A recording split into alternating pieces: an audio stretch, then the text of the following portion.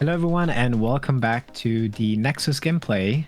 Today we have round one between Josh and Jamie from this week online locals.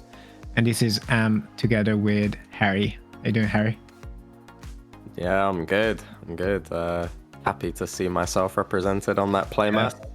I've aged a long time since then. It was only a couple years ago, I think, but Young such buck. is the life of a Battle Spirits player. You age rapidly. That's right. Except for Jamie. Jamie's a cute little boy forever. And so we get to see the boy versus the man, the battle of the Jays. Yes, seems like Harry already has a preference on this matchup, but we dive straight into turn one, which will be carried out by, let's see, they're still deciding on Mulligan. I believe is Jamie leading, trying to find some more cards. So just a Star Blast to start with and pass. Yeah, turn one Star Blast for red is never the best start, but it's also not the worst. Like if the rest of your hand is pretty bricky, it gives you a way out. Yeah, I'd assume there was no Dynaman in there, or if I remember correctly, he also plays like the 0 drops, but we'll see. In the meantime, Josh or anything. Yeah. I guess if you know the matchup, like it's game 2 or game 3, you might burst a Star Blast for Polon, but obviously going in blind, you're just gonna cast Star Blast, no problem. Yeah, it would be too risky. So we have a Frog from Josh and a Burst set onto Jamie. Now, perks of running an online locals. Josh has got his frogs nicely. That's right. Okay, so Jamie is starting to build his board. Not much yet, but it's a start.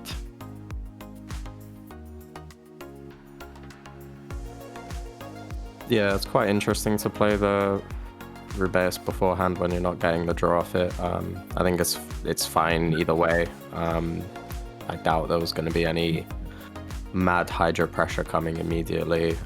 Sometimes I like to hold the 0 drop just to flood things out later on, but it's pretty matchup dependent. I think it was pretty fine here. And there's the Squallow come down tapped. And a swing from the Frog. Crush +1. Link 2? 3. Ooh, look like 2 Ira and a Blazing Boar there. Ouch. Yeah, that's not what you want to see. No block from Jamie, no flash. Is gonna get into his turn. Drawing 2, discarding 1. Maybe a Blazing Boar.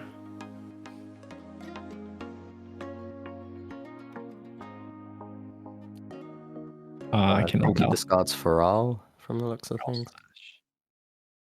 I see. Well, right now you see 2 spirits. There's no labyrinth. So as a red player, do you want to push here, or do you want to like maybe take another turn to build a bit more if you can? Yeah. Like the Impaler Forest there. Spicy little tech.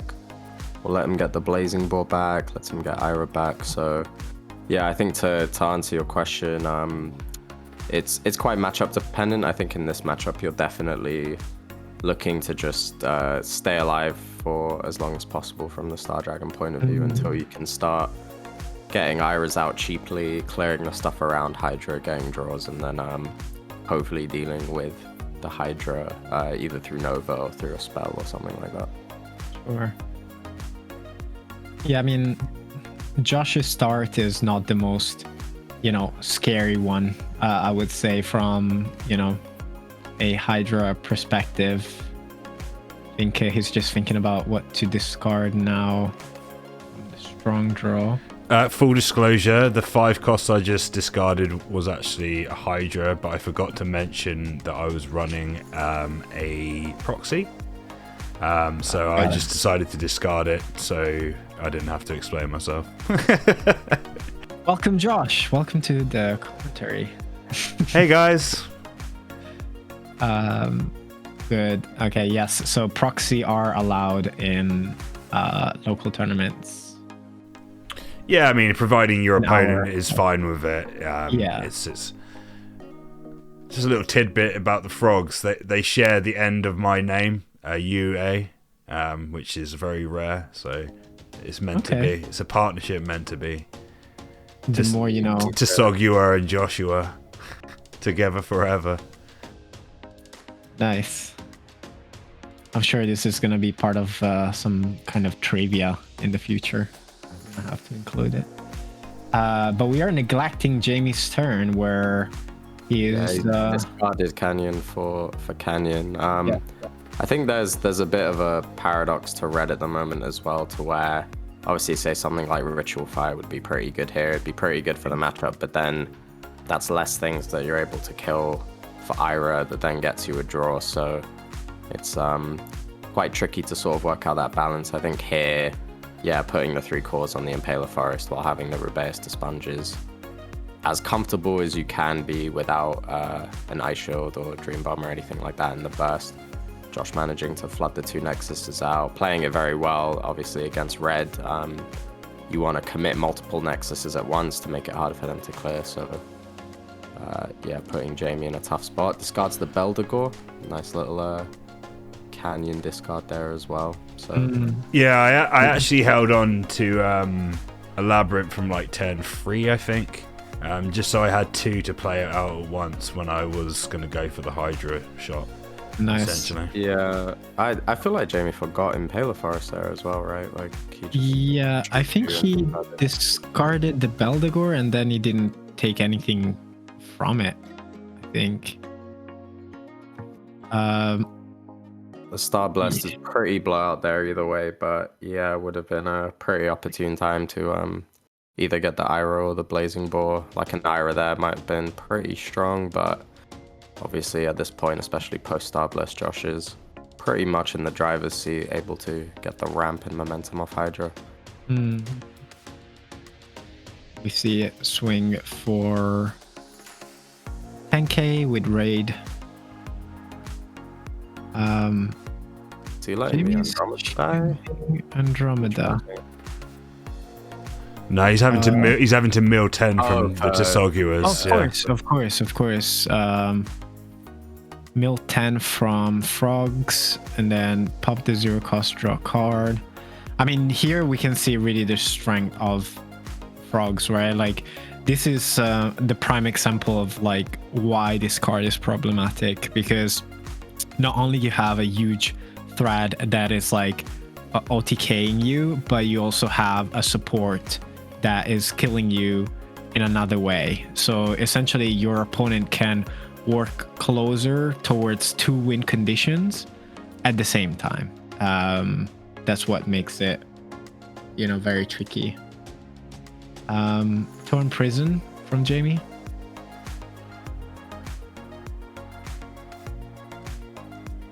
Josh is going to select the 2 frogs. Jamie takes 2 and barrel slash. Yeah. And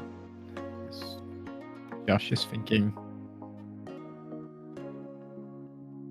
But he would mill 16, right? If he swings. So... Yeah, I mean, he's also on 2 life at this point, so I'm just like, I think I caught him off guard essentially. So yeah, making probably him should have blocked with the Andromeda there, I guess. Yeah, I'm making him mill 16, and then he doesn't actually have the cores for an answer. If you notice, he's only on 1 core now, so it's kind of all she wrote at this point. Yeah, but that's how the Hydra matchup goes. You know, it's a tough lesson, but it's a lesson you've got to learn. I ended up losing a game in the online locals because I had Impaler Forest active, but then the opponent had Polon, which invalidated the Impaler Forest. So it's good to learn these lessons as part of what the online locals is for, and I'm sure Jamie learned that harsh Josh-shaped Hydra lesson, punching him for 2 life right here, milling him for 1 million. Yeah, he had the deadly balance, but not really going to do anything there. So GG's. Yeah, this was a pretty one-sided game one, I would say. Do you think Jamie could have done something different there, or it was just not his game? I don't know if we can see exactly what his hand is there. Like, I see Andromeda, Star Blast, Ira. There was a Deadly Balance earlier. Ice Shield. I mean, when could he have drawn that Ice Shield to not burst it? I'm not too sure, but I think in some matchups you're able to keep the 3 cores on Impaler and just be constantly using it, but in other matchups, like Hydra especially, you're only really gonna get like one use out of it. You have to be very careful with it. And I think, yeah, Jamie had his window to do it where, you know, he would have milled Beldegor, got Blazing Ball back. That probably would have been enough in order to buy him a turn. He could have kept Ice Shield in hand if he wanted to, you know, like between Blazing Ball on board, Rubeus on board, Beldegor and Grave. You've got enough to, you know, like sack the Rubeus to the Hydra swing. Yeah, you mill 10, maybe Ice Shield from hand, maybe get Beldegor back, and then hopefully on the next turn you're able to do some sort of Big Bang Ira style play. But he did mention actually the play you pointed out that I did with the double Nexus. You said that was pretty much the winning play because he just didn't simply have the cores to destroy both in one turn from what he had in his hand. And that's what basically opened the door for me just to slam Hydra and, you know, pretty much mill him and kill him. You know, if he had Ice Shield, I think I was sitting kind of pretty as well because I was sitting on an Ice Shield myself. I kind of was expecting Ira though, I'm not going to lie. I thought it would... those frogs surviving, I wasn't expecting that, so that's why I was like happy to slam at that point. But yeah, let's go into game 2. Yeah, I think whilst they getting started, do you think Impaler is needed if you already have the Blazing Boar being, you know, off color? Is it there for the Seabed Lighthouse? I think it's an anti-mill mechanism, isn't it? Really, because let's be honest, if Hydra's making you mill 10 to 15 cards, you have to be able to utilize that. Little technical issue here. Sorry about that. The Judge Call Discord, which reminds me to plug our Discord. So if you haven't yet joined our Discord server, we play games, we chat, and we run online locals. Yeah, it's the link is in the description. Do you remember why he was calling a judge? Also because you're the judge? Yeah, it was because they needed an extra space in order to... Oh, yes. Yeah, so that's one thing that we need to adjust, is make it so it's 3 people to each room, because some people have double cams, don't they? And I don't have I couldn't actually change that, but I managed to just drag them in, so it was okay in the end. Good. That's good. Hopefully I switch. Yeah, there you go. I switched back to Jamie. So there you go. Well, you have the backstage also here on the commentary. Oh yeah. Yeah, exactly. There you go. So, to go back to the Impaler Forest question, obviously it's a tech. I think, like I said in the podcast last week, like we like to try stuff that we'd probably side in the main in the run up to a tournament just to test it out. And I think Impaler's probably been the strongest performer compared to everything else. Like, it does offer a lot of flexibility. It gives you like infinite Ira through Blazing Ball. You get infinite toolboxing, and it's only really red that's running Nexus removal at the moment, so it is a bit clunky.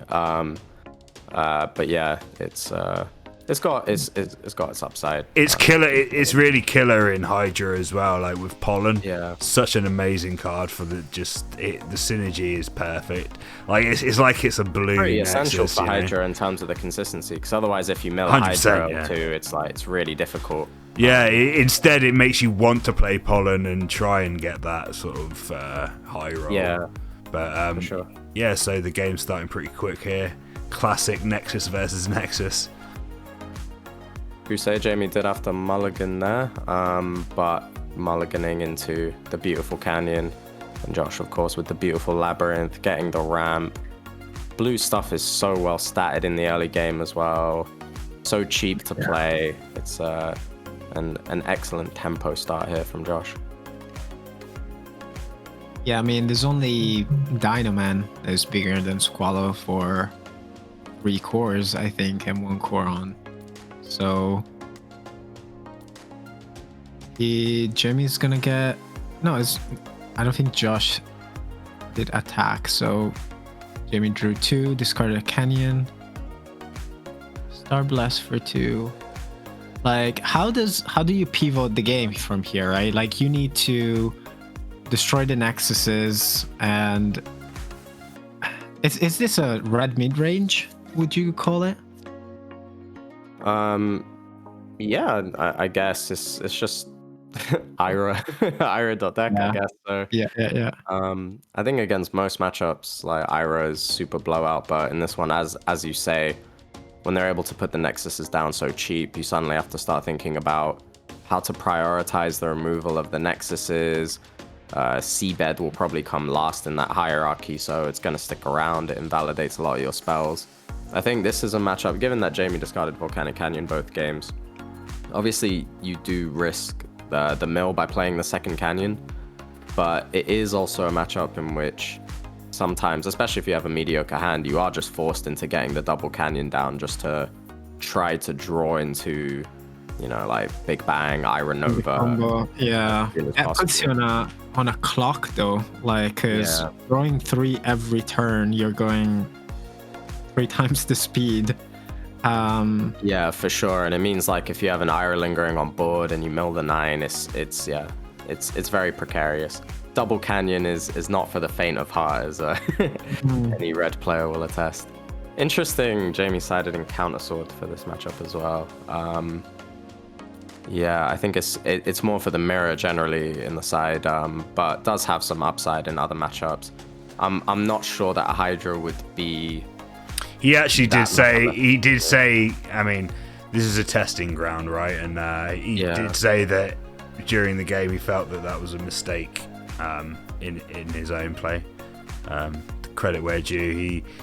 He just figured it might work with the Hydra, but obviously only using Pollen in the early game, it devalues it quite a bit, because I don't really use Pollen later game unless I'm really desperate to, get a Labyrinth to free play a Hydra when I've got nothing on board, some desperation move or something. But yeah, for sure. Obviously I've got Beldegor there as well, which triggers. Is it? Yeah, I do really like Beldegor and Hydra Blue as well. You have a good amount of forecast. You're milling a lot with Pollen. Yeah, I mean, the reason why I like it is because Seabed's such a menace, and you can sometimes have Deadly Balance in hand and it feel quite dead. But if you're able to recur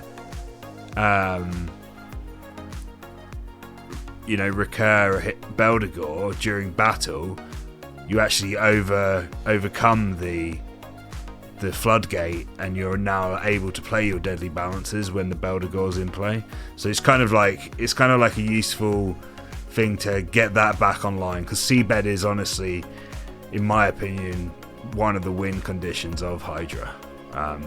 If people don't have Nexuses down to keep their color on board, they are toast. Yeah, I think that's how Jamie is feeling right now, because I think he went through these first 4 turns just putting down the 0 cost and building his Nexuses, but he really needs to turn things around here. He milled an Andromeda, he milled another Ira, so I don't know what he can do now. Starting with a Feral Slash. I'm swinging with Tsogura whenever I can, by the way, because the mill is actually really annoying to every Battle Spirits player. And more often than not, if you're milling 3 or 4, you actually see a card that you want to mill every time. Such is the way of deck building in this game. So even if it's not going for the win condition, the small disruption is very annoying to players, I think. Yeah, for sure. Right, so Hydra Oh no, yeah, I am actually playing it as the proxy, yeah. Yeah. Because I told him after the game, so.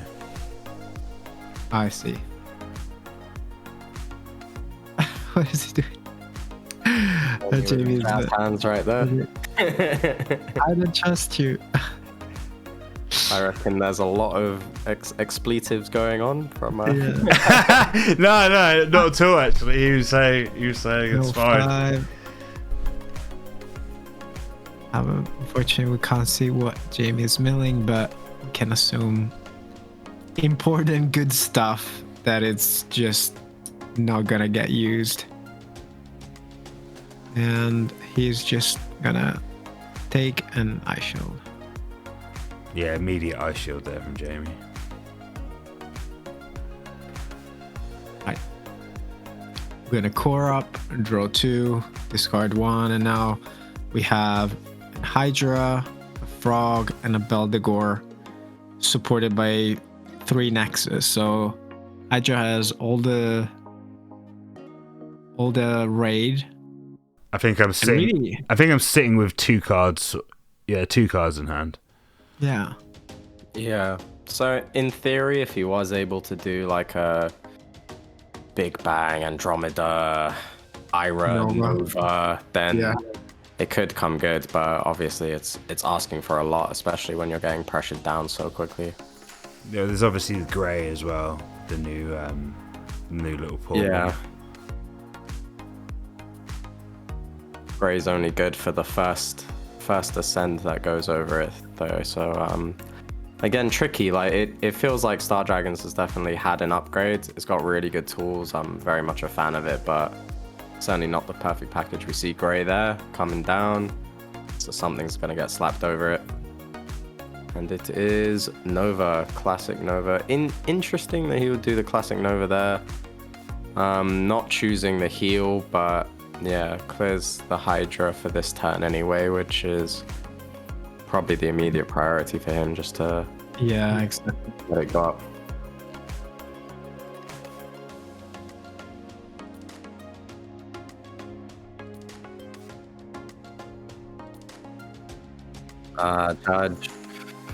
Judge, you.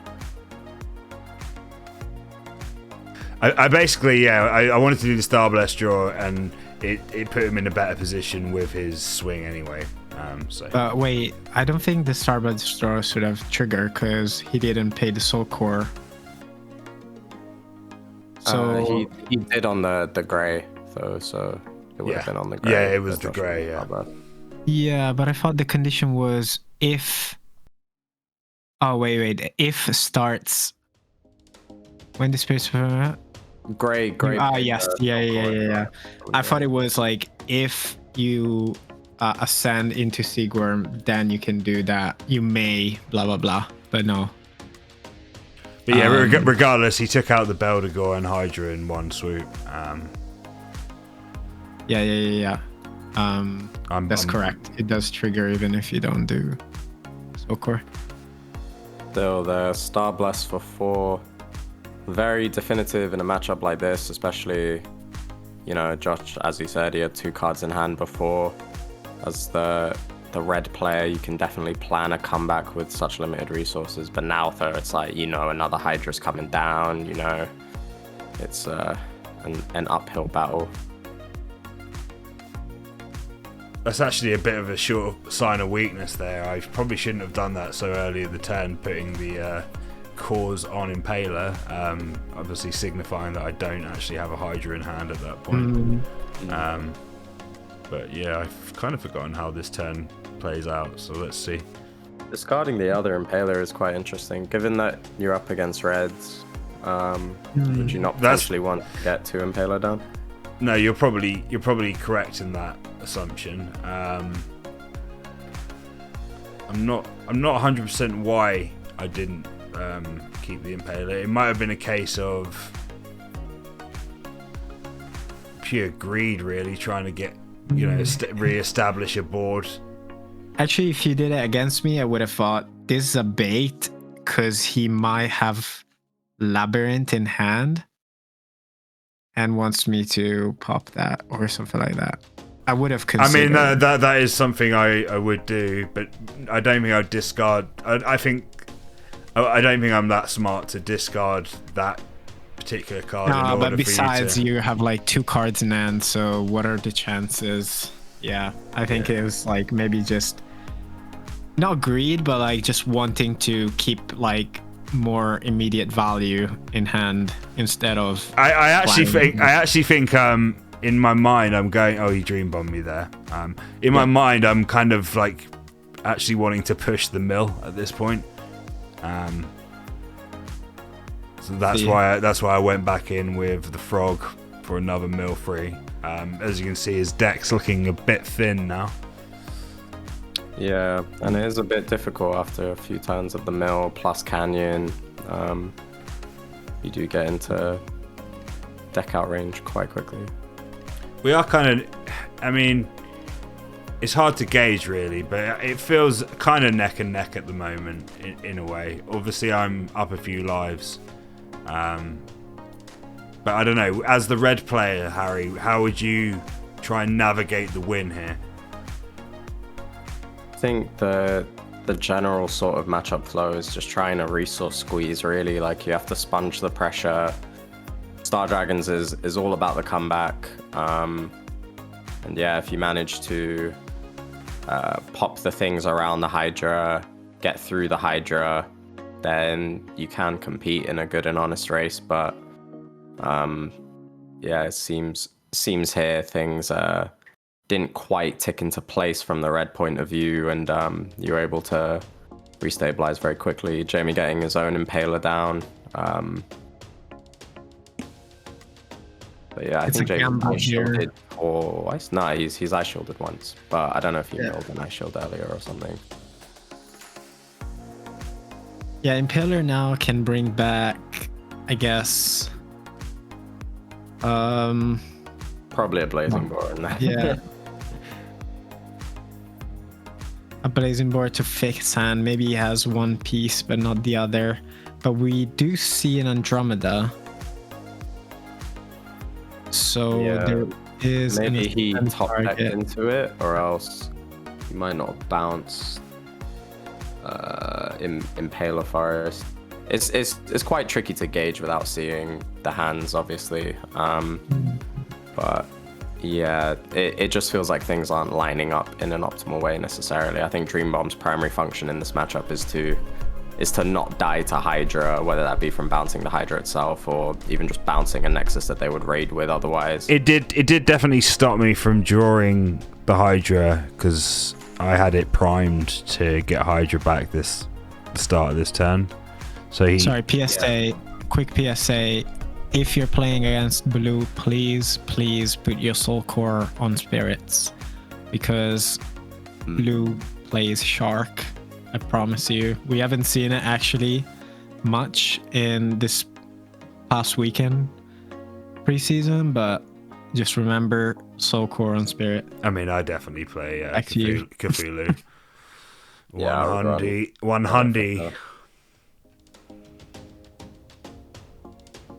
So yeah, I passed there.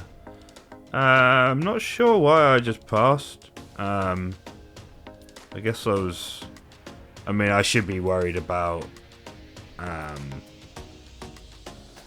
Ira, but I guess I'm just like trying to hope that he hasn't got many cards in hand, so I'm hoping that nothing crazy happens.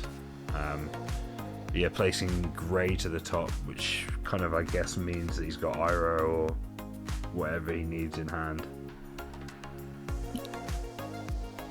Yeah, and he's potentially, I mean, in this case, if I have both Ira and Nova, well, depending what's the burst, but it's a tricky choice actually, because Ira gets you 3 cards, but you blow up your board and you get milled 3 essentially in end. So I don't know. Would you do Nova or Ira here, Harry? I guess it depends on what the burst is as well. So yeah, he grays into Ira. I think generally Ira is preferable until you absolutely have to heal with Nova, just because of the draw factor. And like once you heal, it invalidates Gray. He has the 0-drop here. Yeah, okay. Now I like the play more, because I think I would have had a problem if Jamie didn't have another spirit, because deadly balance is a thing. But not only one, but 2. The Impaler as well. Very good. So here, can actually turn this game around. Actually, a counter attack. Yeah. Interesting that he doesn't like that though. If he does commit to doing it like that, I'd probably just keep the Ira on 1 core. Yeah.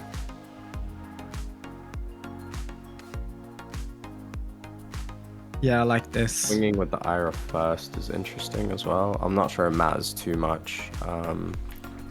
Wait, did you take 1 life? Yeah. 2 lives. Okay. Yeah. Charge. I think I'd have probably attacked with the Rubeus first personally, because it's there just to chump a Hydra anyway. Like, it's gonna die immediately. Yeah. That's a good point. It's curious that he didn't push in a bit more there. Like, maybe he could have put you to 2 or 1, force something from you. Yeah, you definitely want to put it to 2, right? Because that's essentially putting you on lethal. Yeah, if the burst is Ice Shield, I'd just swing to put to 1 here, and then opens up basically anything. Nova comeback. Well, Josh has a Labyrinth down, so all he needs is an Hydra. He played a strong draw. Let's see if he found it. Copious amount of cores. I see 5, so it should be a shark. Ooh. Shark. Yeah, that's it. It's the most unfortunate. Yeah, your warning wasn't soon enough. Your warning wasn't soon enough. Well, I mean, he played Gray, right? So the Soul Core wasn't there. Yeah, exactly. Yeah. You know, it's actually a consideration when you play Red. Like, do you want to play Gray? It's really good, but is it enough? Do you need Big Bang as well? Is the Meteor Nova still better? I think these are the questions, you know, the lifelong questions. But Josh has definitely isn't straightforward. But I think here again, like, it goes back to the last time. Like, if Jamie pushed in with the 2 extra swings, he would have drawn 2 extra cards off Scorched. Again, it does sort of depend on the burst. Doesn't look like it's Ice Shield, I guess, from how things are going. But oh yeah, it is Ice Shield. So here, yeah, if Josh was on 1, then, you know, Ira could just clap back the board, swing, and it would force, you know, like Dream Bomb from hand or Deadly Balance or something.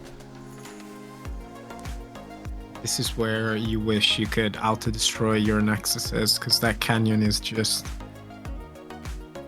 getting him through the deck really fast. I mean, at this point, you know, obviously Canyon in this deck is necessary to find the pieces for the combo that ultimately wins you the game. Yeah, that Star Blessed draw, I was like, oh wow. When I saw that Star Blessed draw, that was the moment when I was like, okay, this is it. I've got to mill him out. Yeah.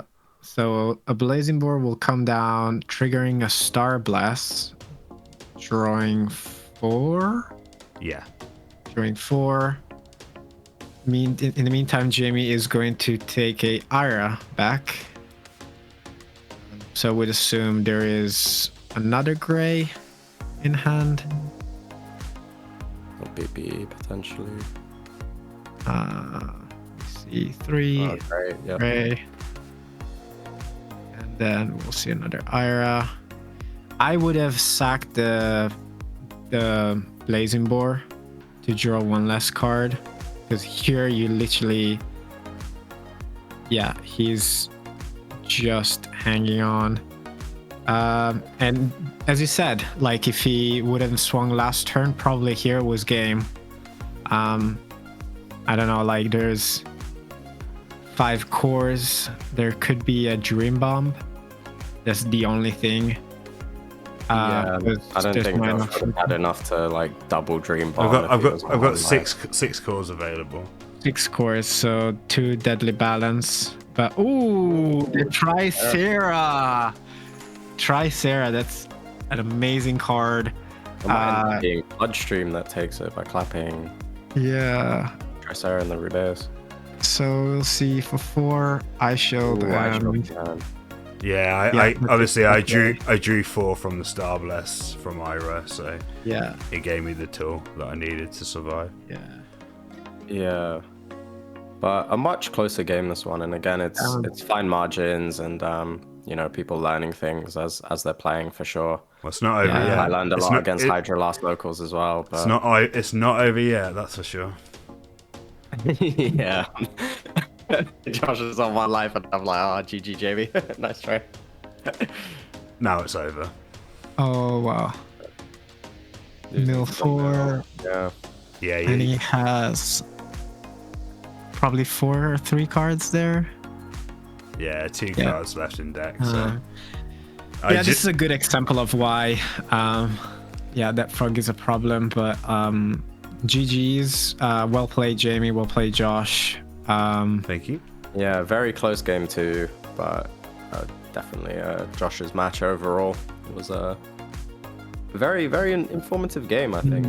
Seeing the Impaler on both sides and seeing how they, you know, it came clutch for both players at certain times was very interesting to see. But yeah, GG's. See you guys next time. Thanks for joining us. Bye bye. Later, guys.